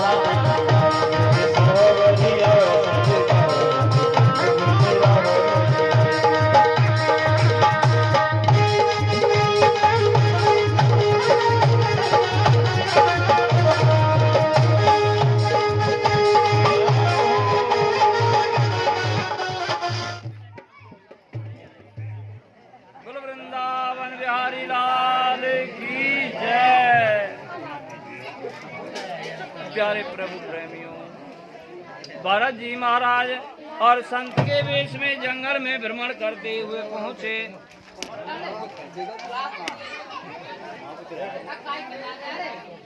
वन में चले जा रहे हैं। एक वृक्ष के नीचे बैठकर आराम से भरत जी महाराज भजन करने लगे। एक सौरवीर देश का राजा रहुगण जिसका नाम, और वो भी पालकी में बैठ कर के और सत्संग करने को जा रहे हैं। पालकी चलाने वाला एक कहार थक गया तो कहने लगा, महाराज हम थक चुके हैं। तो राजा रहुगण ने कहा, हमारा ही तो राज्य है, कोई भी आप लेकर के आ जाओ। उनके सेवक सिपाही जैसे ढूंढते ढूंढते गए तो हष्ट पुष्ट बलवान जड़ भरत जी महाराज को देख लिया, पकड़ कर के ले आए और पालकी में जोड़ दिया। आज तो जड़ भरत जी महाराज बड़े महापुरुष हैं, वो राजा रहुगण की पालकी चलाने लगे। प्यारे भगवत प्रेमियों, वो संत है ना, इसलिए रास्ता में देख करके चल रहे हैं। जंगल था, उसमें चींटियों का झुंड आया, जोर से छलांग लगाई तो रहुगण के सिर पे बल्ली लगी जोर से। और महाराज राजा कहने लगा, अरे इस तरह से क्यों चल रहे हो, मेरे सिर में चोट लग रही है। सिपाहियों ने कहा, महाराज ये जो नया कहार आया है ना, ये चलने को ठीक से नहीं चल रहा है, यही सब गड़बड़ करता है। फिर चींटियों का झुंड आया, भरत जी महाराज ने फिर छलांग लगाई, राजा रहुगण के फिर सिर में बल्ली लगी तो राजा बड़ी जोर से कुपित होकर कहने लगा, मैं बार बार तुमसे कह रहा हूँ, फिर भी तुम तो ऐसे मानो जैसे मुर्दे के समान कोई चिल्लाता हो। तुम जीवित ही मुर्दे के समान हो। या तो ठीक ढंग से पालकी चलाओ, नहीं तो ऐसी चिकित्सा करूंगा कि जीवन में याद रखोगे। गोपाल इतने टाइम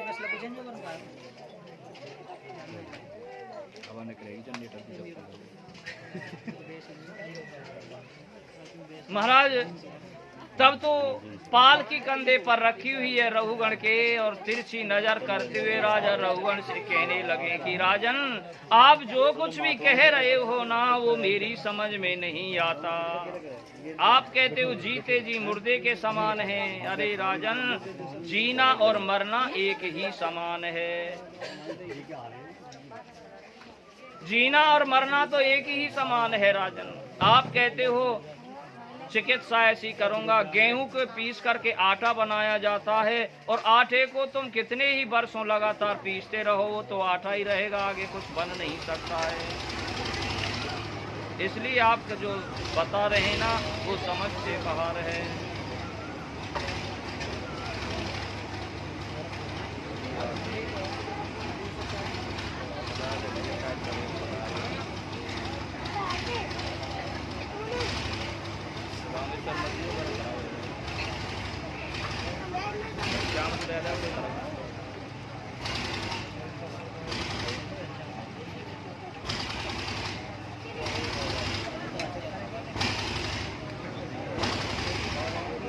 कपुर है, वहां यमपुरी है।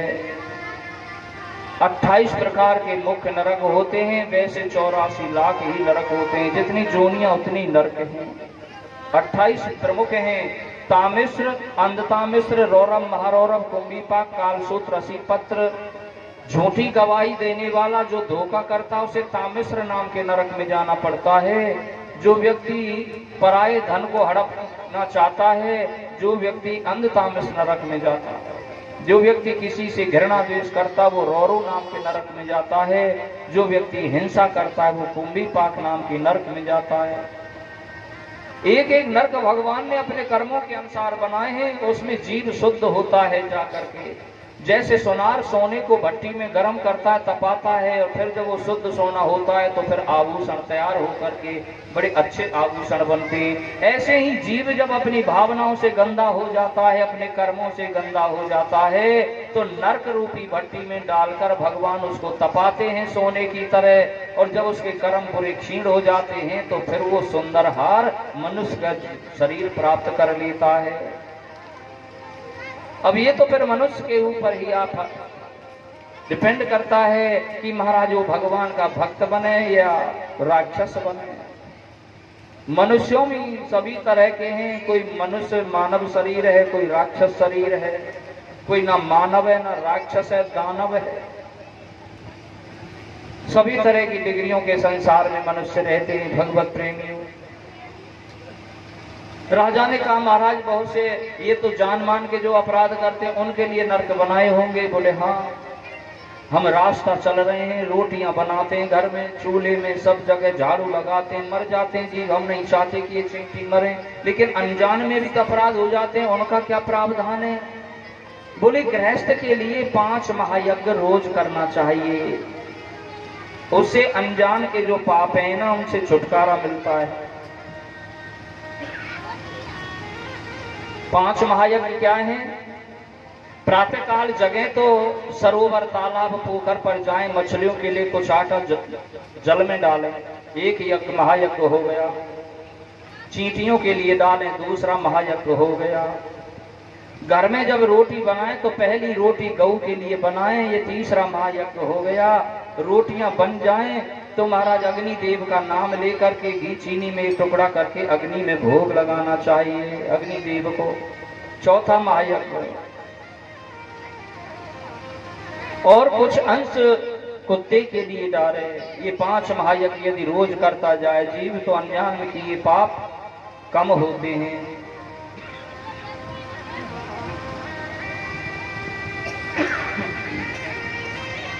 लेकिन भगवान का नाम तो ऐसा है कि वो तो सभी पापों को दूर कर देता है। चाहे कोई कितना भी बड़ा पाप कर्म किए हो, यदि वो परमात्मा की शरण हो गया और अंतिम समय में प्राण निकलते समय भगवान का नाम मुंह से निकल गया तो उसको भी मोक्ष मिल जाता है, भगवान की प्राप्ति होती है। क्योंकि राजन मुझे कथा याद आ रही है, बहुत समय पहले एक ब्राह्मण रहते थे महाराज, नाम था उनका अजामिल। ये अजामिल ब्राह्मण बड़े विद्वान थे, परमित भाषी, बड़े विद्वान थे। इनकी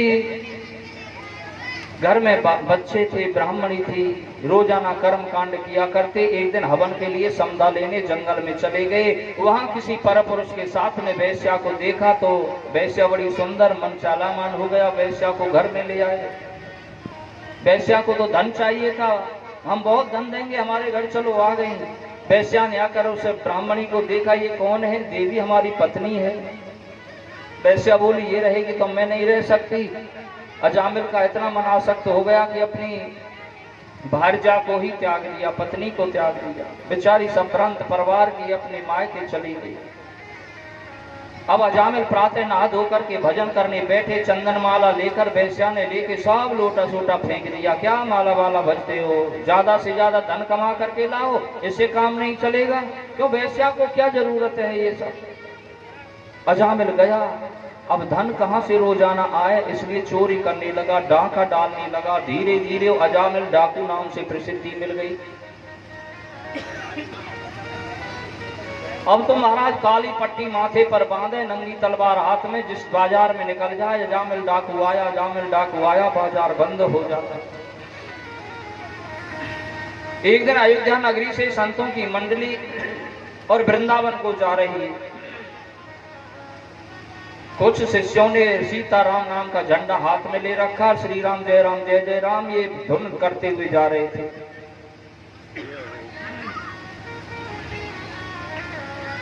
रास्ते में ही वो अजामिल का गांव पड़ता था। रात होने को आई। शिष्यों ने कहा गुरुदेव रात होने को आई है, आगे बड़ा गहन जंगल है, बड़े हिंसक जीव रहते हैं, इस रात में कोई भगत के यहाँ इस नगर में रह ले तो ठीक है। ठीक है। गांव की तरफ मुड़ने लगे तो अजामिल के गांव के बाहर एक नालायक व्यक्ति मिला। नालायक जो न घर के लायक न बाहर के लायक, उसको कहते हैं नालायक, किसी काम का नहीं है। ना तो वो घर के वालों का ही कहना मानता काम करता है, ना बाहर वालों का, उसको कहते हैं नालायक, किसी के लायक नहीं। वो ऐसे ही चौराहे पर, सड़क पर, रास्ता में से घूमते रहते हैं नालायक।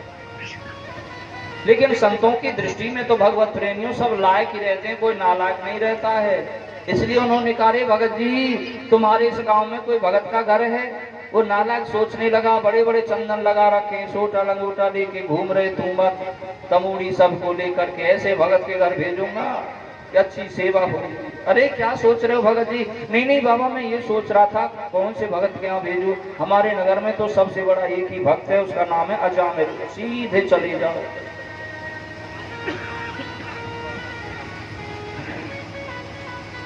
भगत जी चल करके थोड़ा बताओ ना। नहीं नहीं मैं नहीं जाऊंगा, आप चले जाओ, मैं तो काम से जा रहा हूँ।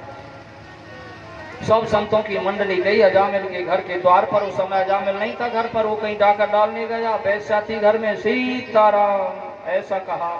वैश्या अंदर से निकल करके आई, बेटी भगत जी है घर में। वैश्या बोली बाबा क्षमा करना, ये किसी भक्त का घर नहीं, ये तो डाकू अजामिल का घर है, किसने बहका दिया। अच्छा बेटी कोई बात नहीं है, हम जाते हैं। जैसी मुड़ने लगे संतों के दर्शन से उस वैश्या के कुछ पाप कम हुए, सद्बुद्धि आई। हे भगवान कौन से जन्म के पुण्योदय हुए, तिनके ग्रह पावन हुए, संत पधारे आए। उनके घर तो पवित्र हो जाते हैं जिनके घर में संतों के चरण पड़ जाते हैं।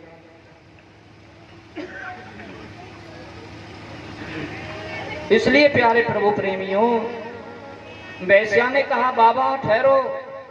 क्या बात है बेटी? बाबा देखो मैं तो एक वैश्या हूँ, बड़ी अशुद्ध शरीर है मेरा, आपने हाथ से कुछ भी भोग बना के नहीं तुमको पवा सकती, लेकिन इतना कहती हूँ सूखा सीधा सामान दे दूं, अपने भगवान को भोग लगा के पाना। बोले ठीक है। बाहर चबूतरे पर संतों ने आसन लगा लिए और सब भगवान का भोग बना रहे, कोई कीर्तन कर रहा है, कोई माला जप कर रहा है। इतने में ही वो अजामिल आया, नंगी तलवार हाथ में, माथे पर काली पट्टी, इतना बड़ा पोटला पीछे को लटका करके आया और अपने दरवाजे पर इतने संतों को विराजमान देख करके आग बबूला हो गया। क्यों? किसने रोका है तुमको? किसने कहा है? किसी से पूछा? पता है तुमको किसका घर है?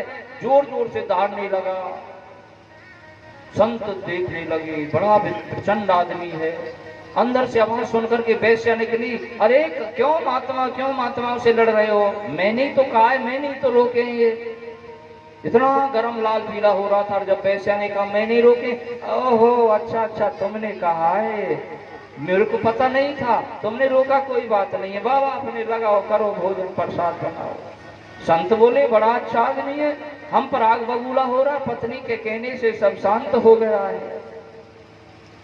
फिर कहा भोजन जब भोग बनकर तैयार हो गया, अजामिल भगत जी देखो, संतों को ब्राह्मणों को भोजन कराते हैं ना तो कुछ ना कुछ दक्षिणा देनी जरूर चाहिए। अरे बाबा, भूतों से पूत मांगते हो, नाम नहीं जानते, अजामिल है मेरा नाम। वैश्या बोली, अरे सुन तो लो, किसकी कहते हैं? क्या बात है महाराज? बोले, हमें कोई नगद दक्षिणा नहीं चाहिए, अब कि तुम्हारे घर जो भी संतान हो ना, सबसे छोटी वाली संतान, उसका नाम नारायण रख लेना, पुत्र हो। बोले, पुराना सा नाम है लेकिन रख लेंगे। संतों ने देखा, हम कहें अजामिल से ये ब्राह्मण है, हम कहें इससे कि तू पाठ किया कर नहीं कर सकता, भजन कर नहीं कर सकता, इसलिए ऐसा नुस्खा बता गए, अपने पुत्र के बहाने से नारायण नारायण नाम का स्मरण करेगा तो इसका कल्याण हो जाएगा। अब तो छोटा पुत्र बड़ा प्यारा है। बेटा नारायण जी पिताजी चलो उधर घूमने चलते हैं। बेटा नारायण जी पिताजी वो आसन लेके आओ। बेटा नारायण जी पिताजी आओ भोजन करते हैं। बेटा नारायण जी पिताजी चलो अब सोते हैं, रात हो गई। यानी हर समय नारायण नारायण। दिन में कोई 250 बार नारायण नाम स्मरण करता।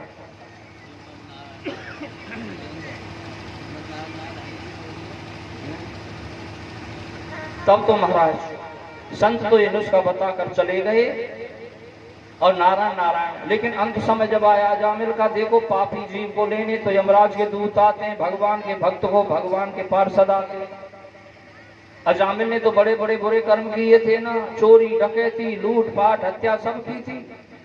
इसलिए महाराज 2 यम के दूत आ गए। जब चारपाई पर लेटा था अजामिल, वो अजामिल को दिख रहे हैं और किसी को नहीं दिखते हैं। जिसके प्राण लेते हैं ना उसी को नजर पड़ते हैं। जैसे ही विकराल वेश रूप वाले 2 यमदूत देखे, मुंह से निकल गया, आदत पड़ी हुई थी ना नारायण नारायण, ऐसे मुंह से निकला। तुरंत 2 पार्षद भगवान विष्णु के घर में आ गए। बड़े सौम्य स्वरूप है, पीतांबर धारण किए हुए हैं, 4 भुजाधारी। और विष्णु भगवान के पार्षदों ने कहा यमराज के दूतों से, अरे भाग जाओ, यहाँ तुम्हारा कोई काम नहीं, हमारे प्रभु का हमारे स्वामी का नाम ले रहा है। यमराज के दूत कहने लगे, नहीं नहीं ये अपने पुत्र का नाम ले रहा है, नहीं नहीं ये हमारे प्रभु का नाम है। दोनों लड़ने लगे। वो चारों की चारों केवल अजामिल को देख रहे हैं और किसी को नहीं दिखते।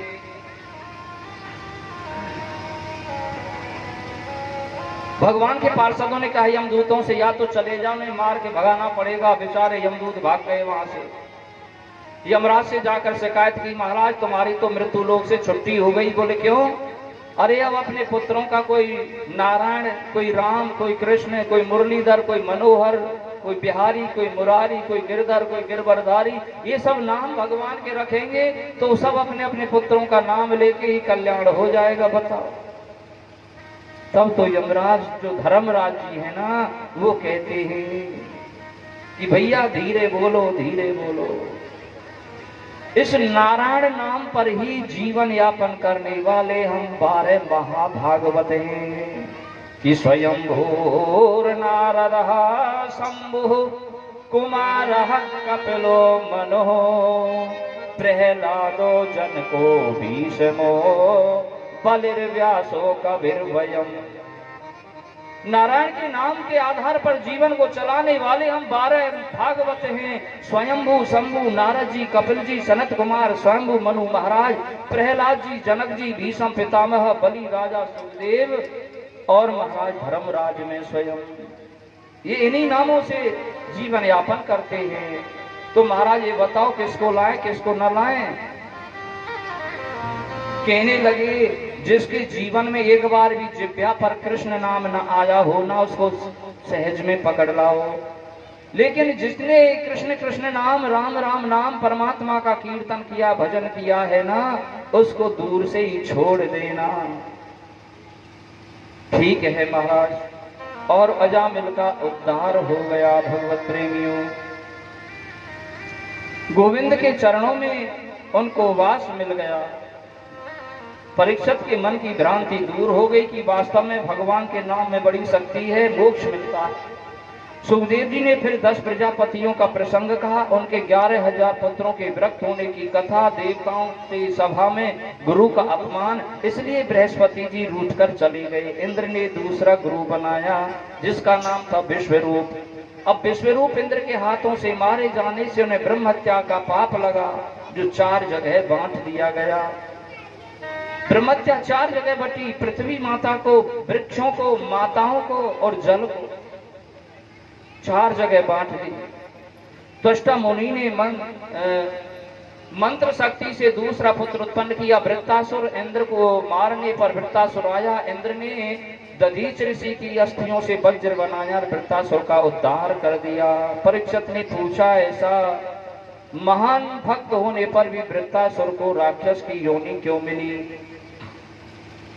सुखदेव जी कहते, राजन, वृत्तासुर पूर्व जन्म में चित्रकेतु नाम से राजा था और उसके कई पत्नियां थी, कोई संतान नहीं थी, लेकिन महाराज अंगरा ऋषि के ही कृपा से उनके यहाँ पुत्र हुआ। अंगरा ऋषि ने तो बहुत कहा, राजन पुत्र मत मांगो, पुत्र होगा ना उससे ना होने पर अच्छा है। जितना होने में तुम्हें हर्ष होगा उतना ही शोक भी होगा, लेकिन नहीं माने चित्रकेतु। और जब पुत्र हो गया तो सब रानियों ने देखा कि एक रानी के बेटा हो गया है तो राजा इन्हीं से स्नेह करेंगे, हमारा त्याग कर सकते हैं। सब रानियों ने मिलकर के उस पुत्र को जहर दे दिया। पुत्र की मृत्यु सुनकर चित्रकेतु बलरी जोर से पछाड़ खाने लगा, विलाप करने लगा, मूर्छित अवस्था में हो गया। अंगिरा ऋषि नारद जी आए तो बहुत समझाया, लेकिन नहीं समझ सका। तो नारद जी ने उस मृत पुत्र में ठोकर लगाई, अरे जीवात्मा खड़ा हो। और जैसे ही वो पुत्र खड़ा हुआ, चित्रकेतु राजा ने देखा, अरे पुत्र आ जाओ, ऐसा दौड़ने लगे चित्रकेतु। तो उस जीवात्मा ने कहा, खबरदार जो मेरे शरीर से हाथ लगाया, तो कितनी बार मैं तुम्हारा पिता हो चुका, कितनी बार तुम मेरे पिता हो चुके। यहाँ कोई किसी का नहीं है, सब स्वार्थ में संसार है। उस मरे हुए जीवात्मा के द्वारा ही नारद जी और अंगरा ऋषि ने उस राजा चित्रकेतु को वैराग्य होने का उपदेश कराया। राजा को वैराग्य हो गया भगवत प्रेमियों, और वन में विचरण करते हुए आकाश मार्ग से जा रहे थे। भगवान शंकर मां पार्वती की गोदी में बैठे हुए देखा। शंकर जी की गोद में मां पार्वती को बैठे देख करके कहा, रे ये भी संसार के लोगों की तरह ही देखो तो सही, निर्लज्जता धारण किए हैं। तब तो उन्होंने श्राप दे दिया कि जाओ तुम राक्षस हो जाओ। गिड़गिड़ाया तो कहा कि भगवान की कृपा से तुमको उद्धार होगा। आज वही वृत्तासुर रूप बना है और इंद्र के हाथों उनका उद्धार हो गया। आदरणीय सुखदेव जी ने 49 प्रकार के मरुदगुणों की उत्पत्ति का वर्णन भी कहा गया है। प्यारे भगवत प्रेमियों, अब गुरु बृहस्पति का अपमान जो किया है ना, इसलिए देवता लोग मारे मारे फिर रहे हैं। माता अदिति ने ऋषि कश्यप से कहा, प्रभु मेरे पुत्रों के सबसे ज्यादा कष्ट मां को ही होता है जब पुत्र के जीवन में दुख संकट, अपनी संतान के जीवन में संकट आता है।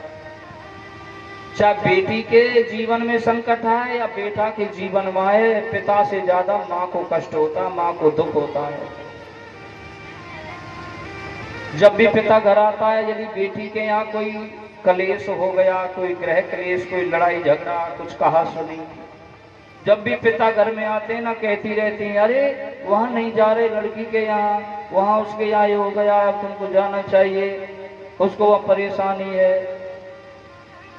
पुत्र के जीवन में आ जाए तो भी माँ कोई कष्ट होता है। इसलिए अदिति माँ ने कहा ऋषि कश्यप से, राजा बलि ने तीनों लोगों पर विजय प्राप्त कर ली है, मेरे पुत्र देवता तो मारे मारे फिर रहे हैं। ऋषि कश्यप जी ने कहा, देवी उनके ऊपर गुरु की कृपा है, और जिस पर गुरु मेहरबान तो चेला पहलवान। जिस पर गुरु मेहरबान होता उस चेला का कोई त्रिलोकी में बिगाड़ कुछ नहीं सकता है। अब तो मैं एक ही काम कर सकता हूं, क्या कि तुम्हें एक ऐसा व्रत बतलाता हूं जिसका नाम है पयोव्रत। ये फाल्गुन महीने की प्रतिपदा से किया जाता है। उस पयोव्रत को नियम को धारण करो तो तुम्हारे पुत्र पैदा जो होंगे और भिक्षा में मांग करके वो त्रिलोकी का राज्य लाएंगे। देवता भगवान नारायण की शरण में गए, प्रभु हमारी रक्षा करो रक्षा करो। बलि ने सब राज्य छीन लिया। भगवान नारायण कहने लगे, बड़े स्वार्थी हो देवता, जब तुमको राज्य मिल जाता है ना, स्वर्ग की संपत्ति मिल जाती है तो सब भूल जाते हो, मेरा एक बार भी कीर्तन नहीं करते। और जब दुख संकट आता है, राज्य छिन जाता है ना, जब 10-10 बार मेरी चौखट में आके ढोक लगाते हो। लेकिन तुमको ये जान लेना चाहिए, आज उन दैत्यों पर, राक्षसों पर गुरु शुक्राचार्य जी की पूरी कृपा है, और जिस पर गुरु की कृपा है ना, उसका भगवान भी कोई कुछ नहीं बिगाड़ सकता है। देवता बोले, महाराज कुछ भी करो, हमारा तो राज्य वापस होना चाहिए। बोले, अब लड़ाई लड़के तो नहीं ले सकते, क्योंकि गुरु की कृपा है, गुरु के सामने नहीं चलेगा कुछ भी, हम उनको हरा नहीं सकेंगे। अब तो एक ही उपाय है। क्या? बोले, भिक्षा मांग करके उनसे राज्य वापस ले सकते हैं। देवता बड़े स्वार्थी हैं, कहने लगे, चाहे भीख मांगो या लड़ाई लड़ो, हमें तो राज्य चाहिए। ठीक है। आज माता अदिति पयोव्रत किया, और महाराज पयोव्रत करने के उपरांत में धीरे धीरे भादों का महीना आने लगा। भादों का महीना आया। ये भादों का महीना बहुत अच्छा है भगवत प्रेमियों। इसमें किशोरी श्री राधा रानी का अवतार होता है, और इसमें बलराम जी का अवतार होता है, शेष अवतार। इसमें वामन भगवान का अवतार होता है भादों के महीने में। और भादों के ही महीने में सुखदेव जी महाराज ने परीक्षित को ये भागवत की कथा सुनाई थी। वो भागवत का ही, भादों का ही महीना था। तो श्रवणायाम श्रवण द्वादशाम मुहूर्ते भिजिति प्रभु सर्वे नक्षत्र ताराद्याश्च कुतश्चन्म दक्षिण। आज तो अदिति माता के यहाँ और सुंदर बालक का जन्म हो गया है। कितने बड़े बालक हैं, वामन अंगुल की। बोलो वामन भगवान की जय। देवताओं महाराज उसका स्वागत कर रहे हैं। माता अदिति ने भगवान वामन प्रभु को कोपीन पहनाई। भगवत प्रेमियों, बृहस्पति जी ने आकर के और छत्र दे दिए, जनेऊ संस्कार कराया। दिशाओं के स्वामी ने जगतपति को छत्र समर्पित किया, छाता। भगवान ब्रह्मा जी ने कमंडल दे दिया, और सप्तऋषियों ने चरण पाद का कुशा समर्पित की, घड़ाओं चरणों में समर्पित की। उमा अंबिका देवी ने कमंडल में भिक्षा भर दी है, और वो भिक्षा लेकर के अपने गुरु बृहस्पति जी को दी वामन भगवान ने। गुरु जी बोले, लाला हम छोटी मोटी भिक्षा से प्रसन्न नहीं होंगे। तो बोले, हमें तो त्रिलोकी की भिक्षा लाओ। अब बलि के यहाँ यज्ञ पर यज्ञ हो रहा है। गुरु जी ने पहले कह दिया, बलि यदि देवताओं को जीतना है, देवताओं पर विजय प्राप्त करना है ना, तो गौ सेवा, संत सेवा, अतिथि सेवा, ब्राह्मण सेवा ये करते रहो। बलि बड़ा ऐसा गुरु जी क्या क्या का पालन कर रहे हैं। ब्राह्मणों की सेवा चल रही है महाराज, संतों की सेवा चल रही है, गौ सेवा चल रही है, यज्ञ पर यज्ञ हो रहा है। और वामन भगवान का बड़ा सुंदर स्वरूप भगवत प्रेमियों। और वामन भगवान इतने सुंदर हैं, उनका देवता भी स्तवन करते हैं। देखो 2 मिनट आप भी वामन भगवान का स्तवन करें ध्यान के द्वारा। भज गोविंद गोविंद गोपाला, भज गोविंद गोविंद गोपाला, जय जय गोविंद गोविंद गोपाला, जय जय गोविंद गोविंद गोपाला। मेरा मुरली मनोहर नंद लाला, मेरा मुरली मनोहर नंद लाला, मेरा बांके बिहारी नंद लाला, मेरा बांके बिहारी नंद लाला। भज गोविंद गोविंद गोपाला, भज गोविंद गोविंद गोपाला, भज गोविंद गोविंद गोपाला, भज गोविंद गोविंद गोपाला, भज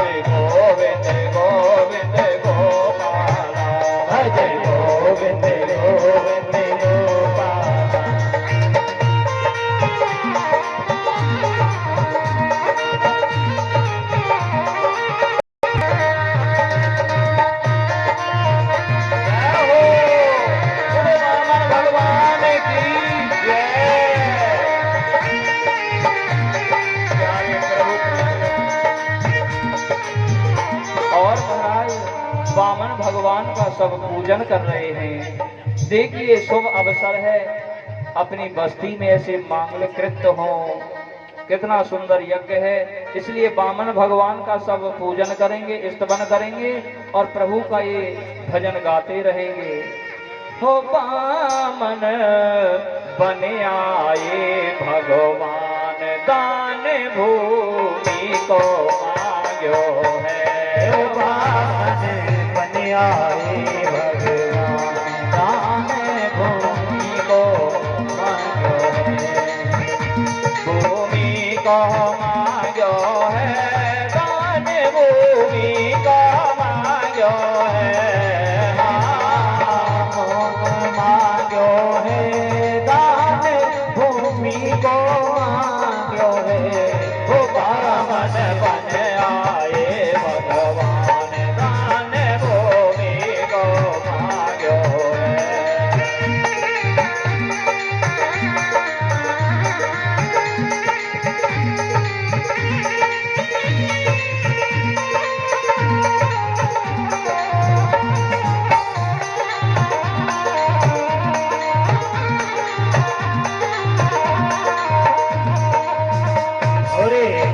कमंडल श्यामल काया, कमंडल और हाथ कमंडल श्यामल काया, कमंडल श्यामल और हाथ कमंडल श्यामल काया, हाथ कमंडल श्यामल और पीतांबर सर छत्र सजाया, पीतांबर और छत्र सजाया और पीतांबर सर छत्र सजाया, पीतांबर सर छत्र सजाया।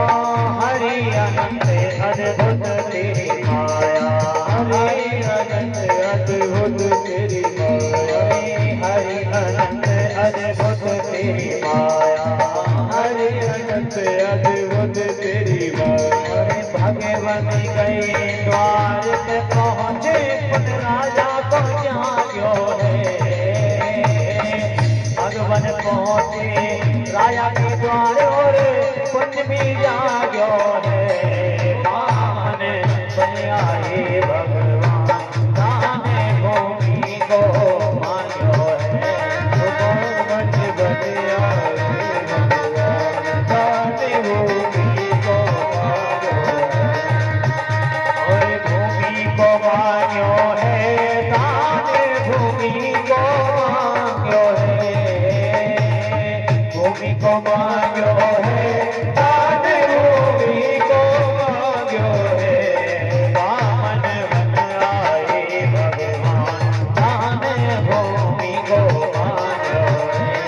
वामन बन आए भगवान, दान भूमि को मांग्यो है।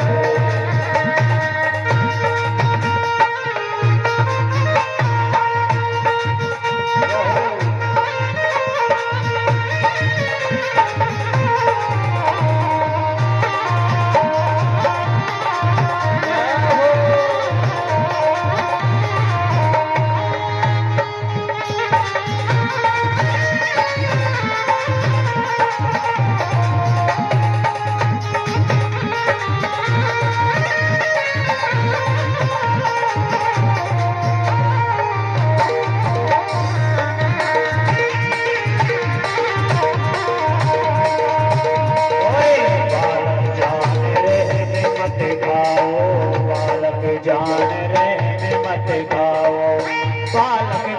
रहने मत खाओ, बालक जान रहने मत खाओ। रे राज ने पूरो वचन निभाओ, राज ने पूरो वचन निभाओ, राज ने पूरो वचन निभाओ, राज ने पूरो वचन निभाओ। तेरी कदम भूमि न पवाओ, तेरी कदम भूमि न पवाओ।